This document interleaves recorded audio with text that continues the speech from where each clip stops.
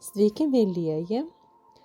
Kaip įveikti nerimą? Nerimas iš tiesų yra tokia būsena mumyse, kai mes vienu metu stengiamės būti dviejose vietose. Kažkokie darbai galbūt nebaigti, ką mes norėjome gyventi ir negyvendinom ir tiesiog atstūmėm, bet mums kaip lemputė mirksi. Gali būti, kad mes norėtumėm kažką tai įveikti, išspręsti, bet negalim šiuo metu išspręsti. Dėl to gali kilti nerimas. Nerimas orientuotas į ateitį. Mes nerimaujame dėl to, kad nežinome, kas bus, kas įvyks ateityje. Dėl to mes stengiamės būti dviejose vietose.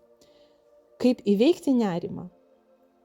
Reikia mums būti vienu metu vienoje vietoje. Tai iš esmės mumyse gyvena mažas vaikas, kurį kaip mažą vaiką reikia dėmesį nukreipti kažkur kitur. Nuo ateities dėmesį nukreipti čia ir dabar. Čia ir dabar mes galime sau turėti tiesiog tokį mygtuką, tokį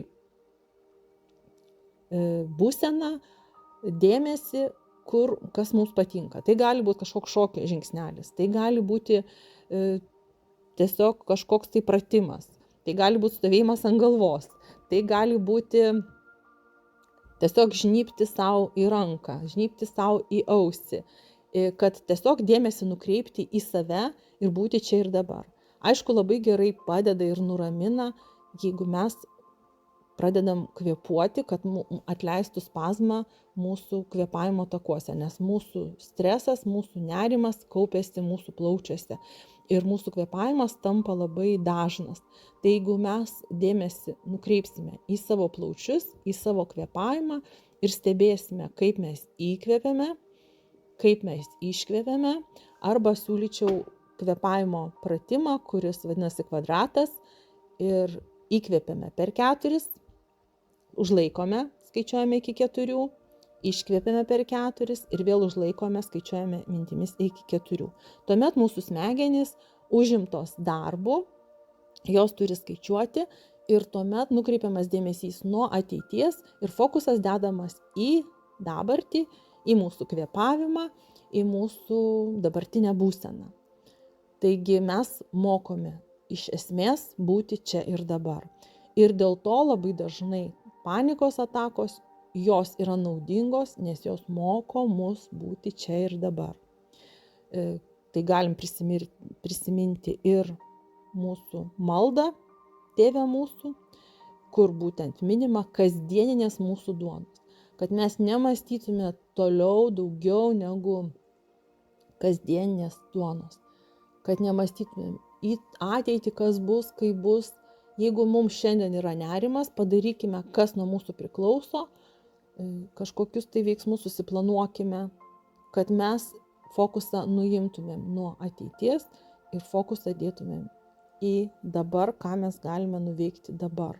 Netgi dėl ateities galime nuveikti kažką dabar, kad mes nustotumėm nerimauti dėl ateities. Ir mes negalim padaryti daugiau, negu galim padaryti.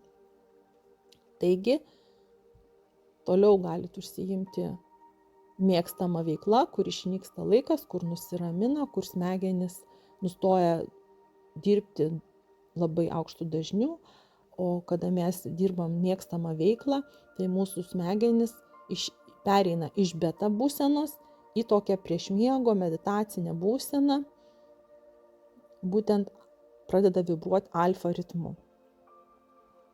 Taigi, su jumis buvo Lingita, gyvenkim čia ir dabar, kurkim dangų žemėje, kur mes galim džiaugtis šiuo momentu, šitą situaciją, savo mėgstamą veiklą ir praturtinti kitus savo ramybę. Taigi, iki susitikimo, kam patiko, naudokitės, duokite atgalinį ryšį savo patiktukais. Žinosiu, kad jums reikalinga šitą informaciją, kad galėčiau kurti naudingos informacijos ateityje. Iki susitikimo.